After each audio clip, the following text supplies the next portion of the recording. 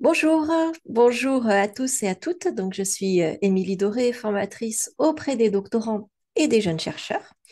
Et aujourd'hui, j'accueille Manon Balti, pour nous parler de la thèse en contrat CIFRE.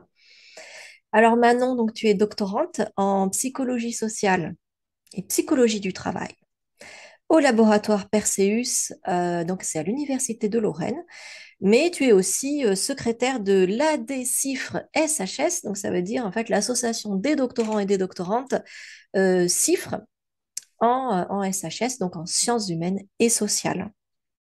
Alors peut-être pour vous qui nous regardez, vous ne savez pas très clairement ce que c'est qu'un contrat CIFRE, ou peut-être vous-même vous n'en avez pas entendu parler. Donc on va peut-être commencer par ça. Manon, est-ce que tu peux nous expliquer qu'est-ce que c'est CIFRE, qu'est-ce que ça veut dire, qu'est-ce que c'est que ce contrat? Oui, alors bonjour à toutes et à tous et bonjour Émilie.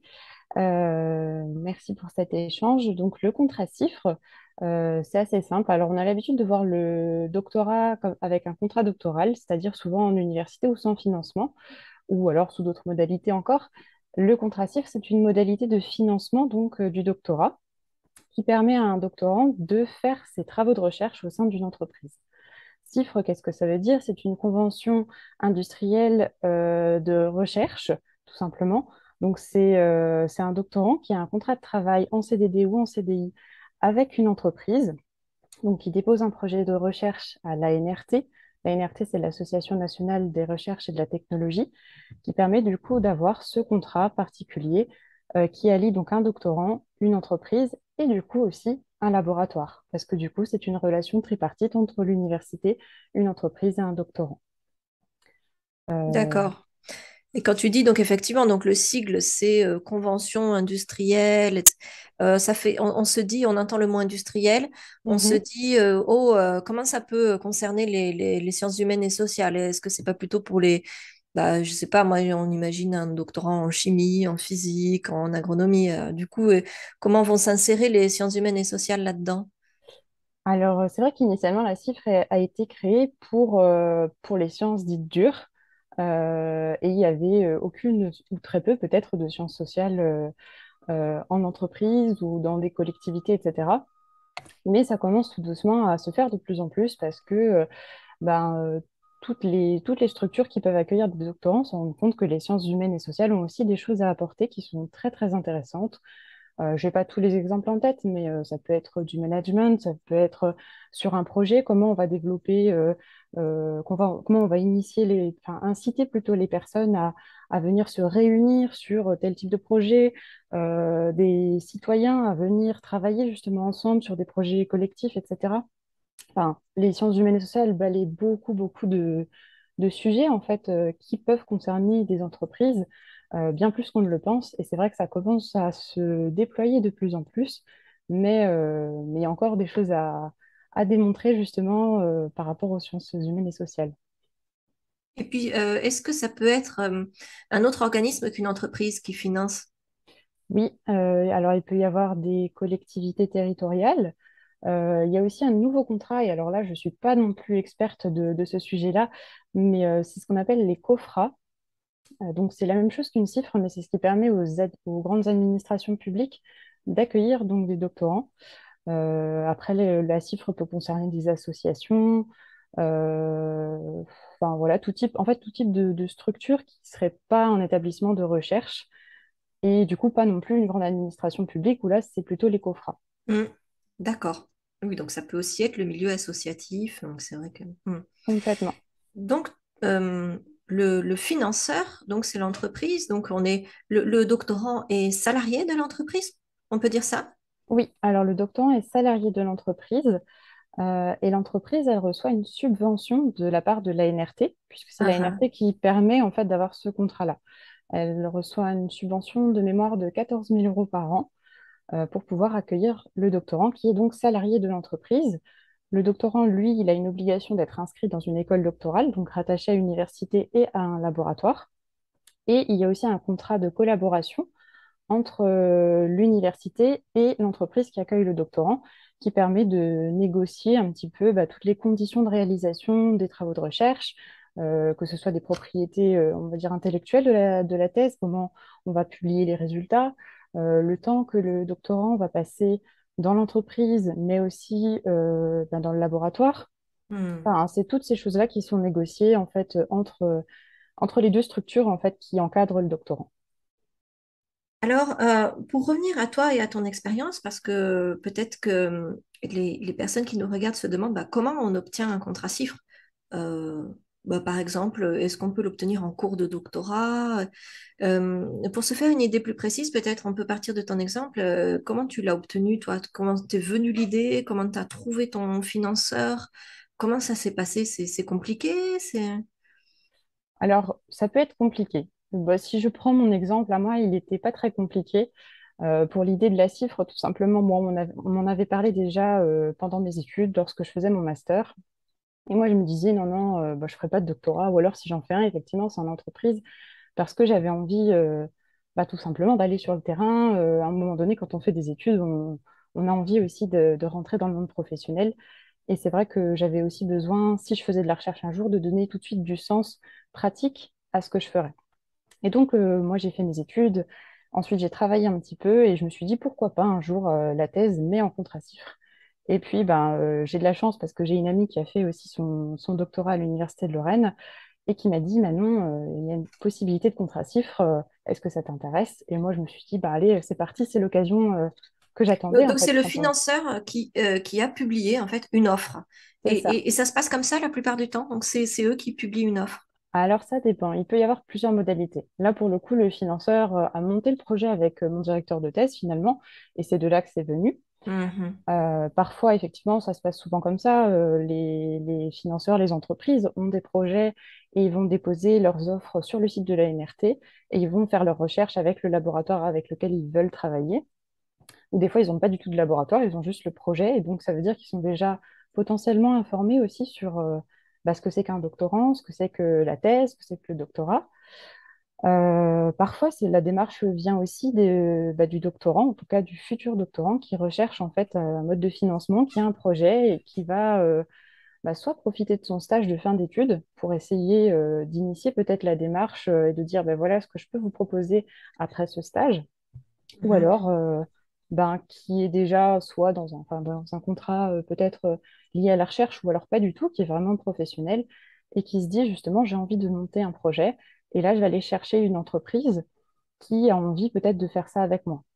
La seule difficulté dans ces cas-là, et enfin de toute façon de manière générale, c'est qu'il faut faire attention aux critères de la NRT et de mémoire, il me semble qu'il ne faut pas être dans l'entreprise depuis plus de 9 mois avant le début de la cifre. Donc c'est vrai que si par exemple on a travaillé pendant 3 4 ans dans la même entreprise, a priori, la NRT refuserait le contrat cifre parce Mhm. qu'il y a déjà l'expérience avec cette entreprise-là. D'accord. Donc, c'est plutôt pour découvrir en fait un nouveau milieu. Hein. C'est pas pour rester, pour prolonger son travail par un doctorat en fait. C'est ça. Bah, en tout cas, dans une nouvelle entreprise, ça permet Ouais. de prolonger et de donner une autre orientation à sa carrière, mais dans une autre entreprise que celle Mhm. qu'on a précédemment connue.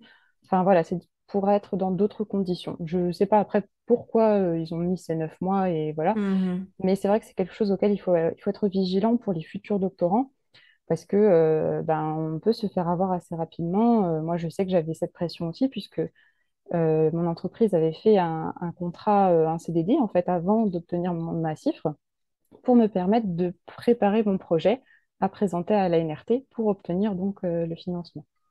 Mhm. D'accord. Est-ce que, alors du coup, j'imagine un peu que ça dépend si c'est le doctorant qui propose le thème ou si c'est le financeur qui cherche des doctorants, mais est-ce qu'on a quand même une liberté de choix de son sujet de thèse et de sa problématique de thèse, ou est-ce que du coup, c'est quand même plus encadré? Est-ce qu'on est un petit peu contraint dans ces sujets? Alors on l'est forcément parce que bah, déjà, il n'y a pas seulement deux personnes, entre guillemets, le directeur de thèse et le doctorant. Là, on a le directeur de thèse, le doctorant et l'entreprise qui encadre, enfin qui encadre, qui permet cette cifre. Hmm. Donc on est forcément un petit peu contraint, en tout cas, plutôt dans le sens de la négociation, puisque que ça vienne du doctorant ou de l'entreprise, il faut forcément que ça réponde à un besoin de recherche de l'entreprise, puisque on est salarié de l'entreprise. Donc Ah, ah. c'est qu'il y a un besoin.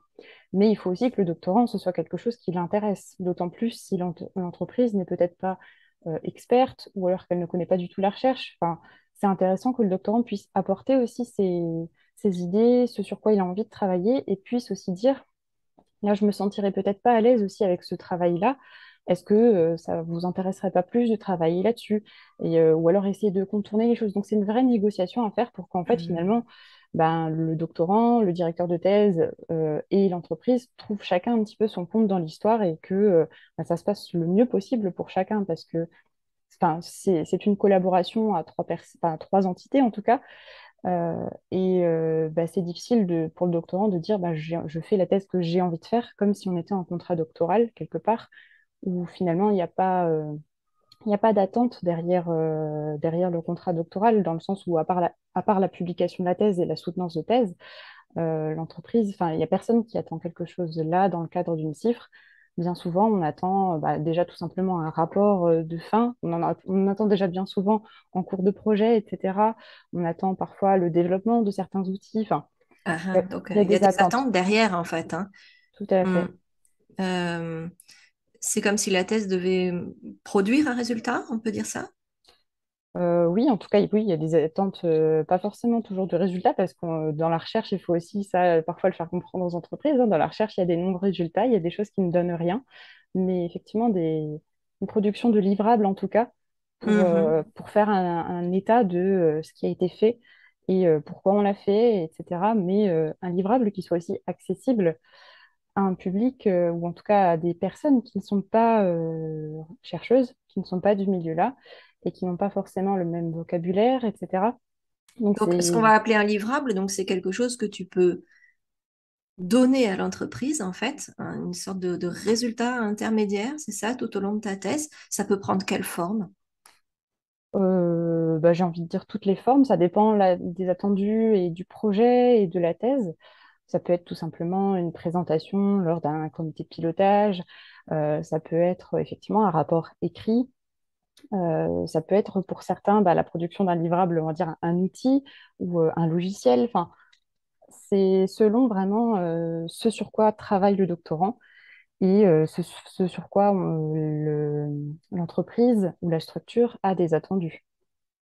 Donc, il faut vraiment, en fait, que le doctorant s'adapte et comprenne le langage de l'entreprise à certains moments. Hein. Là, typiquement, au Complètement. moment de donner les livrables, hein, c'est le terme. Donc, pour qu'on pour que l'entreprise comprenne comment il avance en fait et qu'est-ce qu'il a. Mais il y a aussi un travail, j'imagine, alors, le doctorant s'adapte à l'entreprise, mais l'entreprise doit s'adapter au doctorant. Donc, le doctorant, est-ce qu'il doit faire un travail de pédagogie, je ne sais pas si le mot est adapté, hein, bon, d'explication de pédagogie par rapport à l'entreprise et comment il peut s'y prendre? Alors, parfois, c'est nécessaire. Ça dépend effectivement de l'expérience de l'entreprise vis-à-vis du monde de la recherche, du doctorat. Est-ce qu'ils ont un service de recherche et développement? Est-ce qu'ils ont déjà eux-mêmes un docteur, peut-être, dans leurs effectifs? Si c'est pas le cas, et si, en tout cas, pour moi, c'était le cas, j'étais peut-être la première ou une des premières, en tout cas, doctorantes de ma Mhm. structure. Et c'est vrai qu'il y a un vrai travail de pédagogie, d'ouverture, de médiation aussi scientifique sur les travaux, mais aussi de manière plus large déjà sur ce qu'est un doctorat, ce que ça implique. Les collègues, des fois, qui pensent que je suis stagiaire, qui disent, ah ben, tu vas à l'école, tu donnes cours. Non, c'est très différent. Et il y Mhm. a vraiment tout un travail à faire et à expliquer ce que c'est qu'un doctorant, ce que c'est qu'un docteur aussi, ce qu'on développe comme compétences, ce qu'on est capable de faire, jusqu'où on peut aller, le temps qu'on doit prendre aussi pour parfois lire, qui paraît être un temps en fait bah, de non-productivité qui ne sert à rien. On nous voit là dans un bureau à attendre que le temps passe, mais en fait on lit, on essaie d'aller chercher des informations. Et c'est vrai que ça paraît être en décalage par rapport aux attendus, peut-être, ou en tout cas à ce qu'on a l'habitude de voir en entreprise.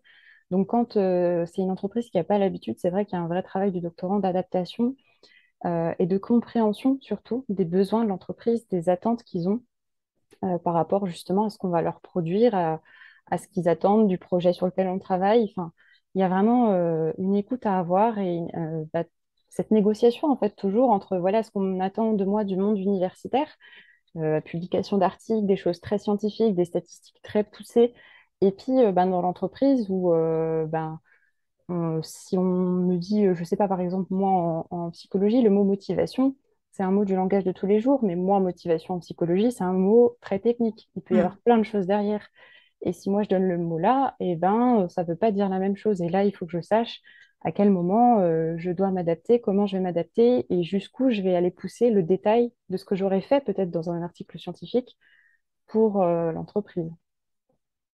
Oui, il y a un vrai travail d'ajustement parce que le temps de la recherche n'est pas le temps de l'entreprise, la logique de la recherche n'est pas la logique de l'entreprise, donc ça demande vraiment une très grande adaptabilité. Mm. Complètement. Complètement. Et c'est ce qui est le plus difficile, je pense, aussi pour le doctorant en contracifre, hein, c'est de s'adapter en permanence entre deux milieux très différents, de faire le lien entre les deux, d'essayer de faire comprendre les attentes des uns et des autres de chaque côté, avec ses propres contraintes aussi face à sa thèse, hein, parce qu'il ne faut pas l'oublier, hein, des fois il y a des travaux qu'il faut faire, mais qui n'ont rien à voir avec la thèse, ou en tout cas qui n'ont pas de lien direct avec la thèse, hein. Faire une petite recherche sur, je ne sais pas, enfin, X ou Y, qui ne rentreront jamais dans les travaux de thèse parce que il n'y a pas de lien scientifique direct, parce que ce n'était pas le projet initial. Mais en même temps, on est là et on a les compétences et on est les seuls qui peut. Et ben, c'est du temps qu'on prend en plus, mais qu'on ne prend pas sur la thèse. Donc, c'est vraiment ce travail perpétuel d'adaptation, de se dire quelle identité je prends et comment je m'adapte et quel discours je vais avoir, quelle posture je prends, comment je dois écrire. C'est le plus difficile, mais c'est ce qui est aussi le plus enrichissant, je trouve. Et oui, parce que j'allais dire, on en ressort avec des compétences encore plus riches. Alors déjà, la thèse en elle-même développe beaucoup de compétences, hein. Même parfois, les doctorants n'en ont pas conscience, mais la thèse permet de développer des compétences incroyables. Et là, en contracifre, je dirais, ça ajoute peut-être des compétences en termes de communication, de médiation, tu as dit le mot, de vulgarisation aussi, et parfois même de mise en pratique, on peut dire, éventuellement, du savoir qui a été produit. Et je voulais savoir par rapport à l'association dont tu es secrétaire, donc la Décifre. Mhm. Est-ce que comment vous soutenez les doctorants qui sont en cifre? Est-ce que justement vous pouvez les conseiller dans ce travail-là d'adaptabilité ou bien vous les aider pour trouver leur partenaire? Comment ça se passe? Alors, l'objectif de l'association, c'est surtout de se réunir, de faire de l'entraide. On ne se place pas comme étant conseiller en fait de comment il faut faire les bonnes pratiques parce que tout simplement nous-mêmes on est doctorants et il y a des docteurs aussi, mais en fait on l'a vécu et on ne peut pas savoir la meilleure façon de faire. Donc en fait ce qu'on fait c'est de s'entraider chacun les uns les autres avec les bonnes pratiques, avec les choses qu'on a faites qui ont fonctionné, celles qui ont moins bien fonctionné. Ah Hmm. ben oui, moi aussi j'ai vécu la même chose que toi. Ok, est-ce que quelqu'un justement a vécu la même chose que moi ou est-ce que je suis seule? Est-ce que ça c'est normal ou est-ce que ça l'est pas? Parce que c'est vrai que quand on est en contracifre, de manière générale, même hors SHS, enfin j'imagine en tout cas, en SHS c'est le cas, on est souvent assez seul face à notre situation parce qu'on est aussi moins nombreux, parce que parfois les laboratoires connaissent pas ou très peu. Moi, j'ai la chance d'être dans un laboratoire qui connaît quand même plutôt bien enfin, le fonctionnement, qui s'implique aussi avec l'entreprise. Mais quand on est seul face à tout ça, on ne sait pas ce qui est normal, ce qui n'est pas, les demandes de l'entreprise, est-ce qu'elles rentrent vraiment dans ce que je suis censée faire? Le Hmm. directeur de thèse me demande des choses qui correspondent peut-être beaucoup plus à un parcours, on va dire, de doctorant en contrat doctoral, qui a peut-être plus le temps de faire certaines choses. Enfin, voilà, je suis où, je fais quoi, et est-ce que vous avez eu la même chose que moi? Est-ce que tu as des conseils? Est-ce que c'est vraiment l'idée d'avoir Hmm. une communauté de personnes qui se ressemblent et qui se disent, waouh, bah, je suis pas tout seul à vivre ça, Ouais, et on peut s'entraider et trouver des solutions ensemble. d'accord. Donc c'est vraiment, on est sur l'échange, le partage, le dialogue. Hmm. C'est D'accord, ça. très En bien. tout cas, c'était ce pourquoi l'association a été créée. Donc, c'est pas moi qui l'ai créée, elle a été créée en 2014, justement suite à un colloque qui a été fait de jeunes chercheurs, il me semble, et plusieurs doctorants en contracifre se sont réunis, se sont dit, ah, mais toi aussi tu vis ça, mais en fait, il faudrait créer quelque chose parce que si on vit chacun seul les choses, c'est forcément plus dur que bah, si on se réunit et qu'on les vit ensemble, on aura quand même plus de chances, pardon, de mieux vivre ça. Alors, je mets la description, les références de l'association en description de cette vidéo. Et pour revenir à ton expérience à toi, donc vraiment ton expérience subjective, ton expérience de la thèse en chiffres, est-ce qu'on pourrait parler pour toi des avantages et des inconvénients que tu as trouvés à cette formule? Alors, on va peut-être commencer par les avantages. Voilà, qu'est-ce que ça a apporté à ton expérience de la thèse? Alors, bon, alors j'y suis encore, donc je n'ai pas beaucoup de recul encore sur tout ça, mais la seule chose enfin, le seul mot qui me vient là tout de suite, c'est que c'est génial. C'est pas du tout ce à quoi je m'attendais initialement, parce que je pense que, mine de rien, on a chacun un peu une vision erronée du doctorat, de quelqu'un qui est seul dans un bureau, qui est un peu triste, qui n'a pas trop d'argent, qui s'ennuie. C'est l'image qu'on a un petit peu tous. Et c'est l'image un petit peu que j'avais, malgré le fait que je me disais pourquoi pas un jour, parce que j'avais envie de faire cet exercice de curiosité intellectuelle qu'est le doctorat. Mais finalement, j'ai découvert que c'était tellement plus que ce que j'imaginais. C'est une vraie expérience professionnelle et une expérience de vie qui m'a fait progresser. J'ai fait des choses que j'aurais jamais osé faire, hein. Enfin, là, je suis en train de monter, par exemple, la fête de la science. Je ne me serais jamais dit que j'allais le faire un jour. Enfin, j'ai communiqué sur mes travaux. Alors, évidemment, ça semble très classique pour un doctorat, mais c'est des choses que, bah, en tout cas, si on ne se lance pas dans le doctorat, on ne sait pas qu'on est peut-être capable de le faire, que waouh! Et le fait d'être en chiffres, je trouve que ça apporte, enfin, pour moi, ça a beaucoup de sens. Comme je disais, j'aurais pas fait de doctorat sans la cifre parce que j'ai besoin d'avoir un sens pratique à ce que je fais et moi j'adore en fait faire dialoguer mon terrain avec mes recherches. Et Ah, pour moi, ah. ce qui est difficile justement aussi parfois, hein, c'est qu'on me dit Manon, il faut que tu sois plus académique, il faut que tu ailles chercher dans la théorie. Oui, mais mon terrain, il me parle aussi beaucoup. Et c'est d'une richesse incroyable. Parfois, il y a des personnes, je leur fais compléter des questionnaires de recherche. Elles me disent, mais pourquoi vous me posez ces questions-là? Ah, mais vous n'avez pas pensé à cette situation-là. Et enfin, ça semble anodin. Mais en fait, si j'étais pas enfin, régulièrement sur mon terrain, si je le connaissais pas aussi bien, j'aurais, je pense, pas cette même clairvoyance, j'ai envie de dire, en tout cas sur les situations des personnes que j'étudie. Et ça m'apporte vraiment quelque chose de plus. Et au-delà de ça, donc c'est tous les projets que je peux mener qui sont en lien vraiment avec le terrain, c'est toutes les compétences professionnelles, le fait de garder ce pied sur le terrain, enfin, pour moi, c'était indispensable et c'est un vrai atout aussi, je pense, pour la poursuite de ma carrière, puisque je pense que le doctorat, même si on commence à en parler de plus en plus, reste quand même assez flou pour beaucoup d'employeurs du privé en tout cas. Mm.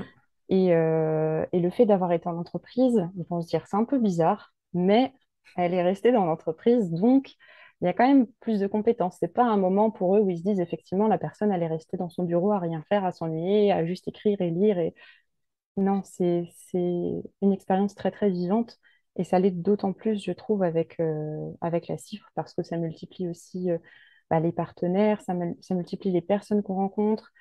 Et comme je dis, ça fait vivre son terrain et ça, enfin, c'est incroyable. Donc, en fait, en chiffres, on souffre moins de solitude, on peut dire ça. On souffre moins de l'isolement du doctorant.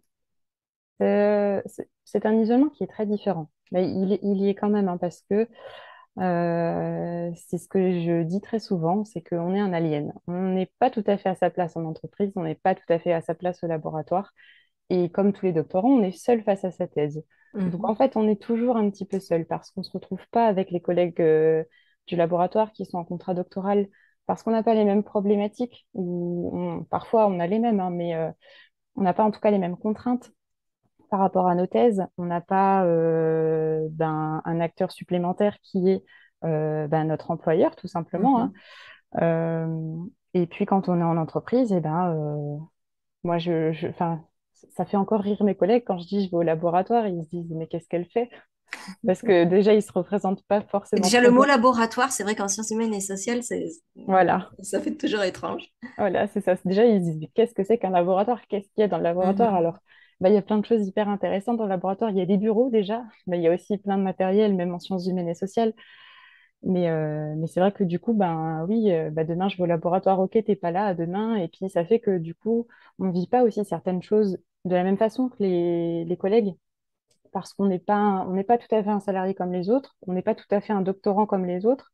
Donc, on vit une espèce d'isolement, mais plus de vécu, pas tant, je trouve, personnellement, dans le lien social, parce que je pense que j'ai beaucoup de liens dans le laboratoire comme en entreprise, mais plus dans le vécu professionnel où, en fait, on n'a pas grand monde avec qui discuter réellement de ce qu'on vit au quotidien, des enjeux qui sont les nôtres.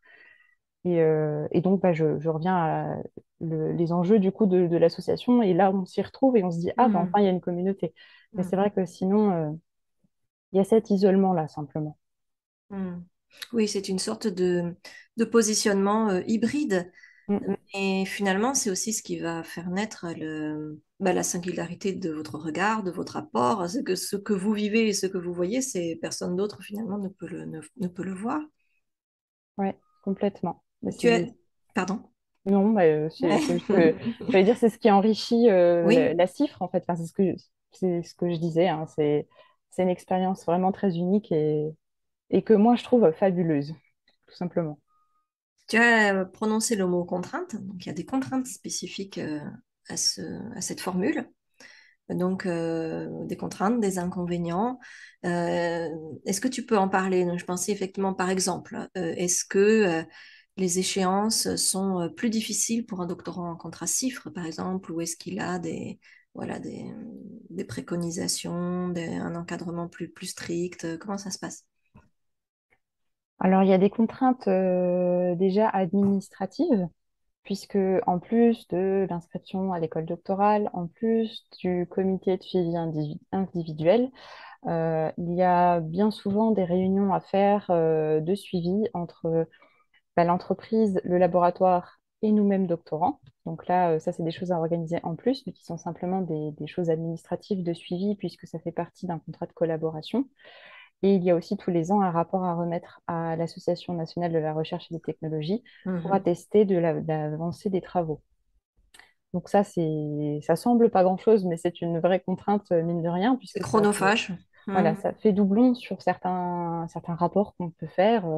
Moi, par exemple, j'ai mon comité de suivi au mois de juin à peu près, comme tout le monde, hein, et mon rapport à la NRT doit tomber au mois de fin octobre, début novembre. Donc, en fait, à quelques mois d'écart, je réécris quasiment la même chose, mais pour deux organismes différents, et ça me demande d'aller chercher des signatures et des uns et des autres. Mhm.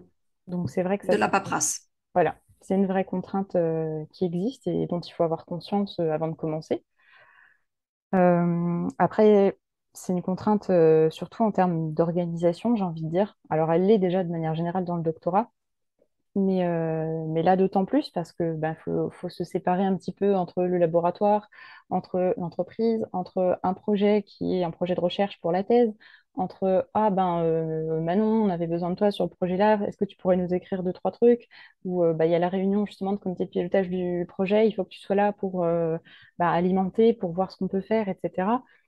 Et ça, c'est des choses que on n'aurait peut-être pas forcément. Parfois, on l'a en contrat doctoral parce qu'on est agrégé sur un projet, mais parfois, on ne l'a pas du tout. Et donc, ça demande vraiment une organisation, je trouve personnellement assez stricte, où il faut faire attention aux délais, justement, et à Mhm. bien les anticiper. Alors, moi, je sais que je suis très, très organisée, que j'essaie de me dire 2 semaines avant le rendu, ça, c'est moi, mon délai de rendu à moi, pour être sûr d'avoir ces 2 semaines au cas où, justement, le directeur de thèse, il n'a pas eu le temps de relire, ou peu importe, Ouais. hein. Mais c'est plein de petites choses comme ça qui sont finalement contraignantes parce que si on n'est pas organisé, on croule vite sous le travail. Comme je dis, facilement déjà en doctorat, mais en CIFRE, je crois, un petit peu plus. Mhm. Après, bon, voilà, la contrainte, comme je l'ai dit, de ne pas parler le même langage toujours avec l'entreprise, Mhm. de ne pas avoir les mêmes temporalités aussi, comme tu l'as dit, hein. L'entreprise a des temporalités qui ne sont pas du tout celles de l'entreprise. Et pour exemple, je me souviens Mhm. qu'au début, enfin, quand je venais d'arriver, on m'a dit, Manon, il nous faudra des résultats rapides. Oui, mais En recherche, c'est pas possible, ça voilà, n'existe pas. c'est ça. Donc moi, je débarquais, j'ai dit oui, mais en fait, au final, je me rends compte que ben non, non, non, ce n'est pas possible d'avoir des résultats rapides. Mais parce que Mhm. moi-même, j'étais en milieu d'entreprise et que je comprenais le besoin d'aller vite et qu'il Oui. fallait. Mais en fait, quand on est dedans, on se rend compte que, ben, oui, non, les résultats rapides, c'est pas comme ça. Il faut anticiper s'il y a besoin d'avoir des choses dans 6 mois, et ben, il faut les anticiper bien avant parce que dans 6 mois, ce sera pas encore peut-être finalisé pour X ou Y raison. Mais c'est vrai que voilà, ce décalage entre bah, le langage de l'entreprise et les temporalités qui sont différentes fait que bah, il faut s'adapter et que bah, ça, c'est chronophage aussi. Et du coup, ça demande de l'organisation. C'est vraiment, je trouve, tout un processus hein, qui fait que ben, ça amène plein de contraintes et que si on n'est pas organisé suffisamment bien, et ben, ça peut vite déborder et être extrêmement compliqué. Qu'est-ce qui se passe si on n'a pas fini sa recherche à la fin du contrat CIFRE? Alors, ben, en SHS, j'ai envie de dire, c'est pas très grave. En sciences dures, souvent, les tests sont quand même plutôt réalisés en 3 ans, mais en sciences humaines, c'est vrai que généralement, ça se fait en 4, 5 ans, les thèses.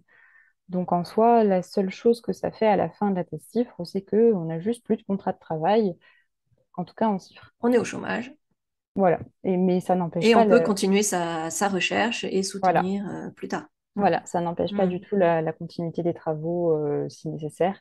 Ça empêchera juste l'accès au terrain si en tout cas certaines recherches n'ont pas pu aboutir, Mm. puisque si le terrain était ben, le lieu de la cifre, ça complique un petit peu les choses. Mm. D'accord. Et je te remercie pour ton enthousiasme. Et ce que je retiens, c'est tes propres termes, à savoir que bah, la CIFRE, c'est formidable pour les personnes qui sont proches du terrain, en fait, et qui aiment communiquer et qui aiment parler de leur travail. Si vous voulez plus d'informations, donc encore une fois, bah, référez-vous à l'association, hein, à la Décifre. Et je te remercie infiniment, Manon, d'avoir accepté de répondre à ces questions. Et bah, je ne peux que te souhaiter une très belle continuation dans ta recherche et une belle réussite. Merci. Merci beaucoup.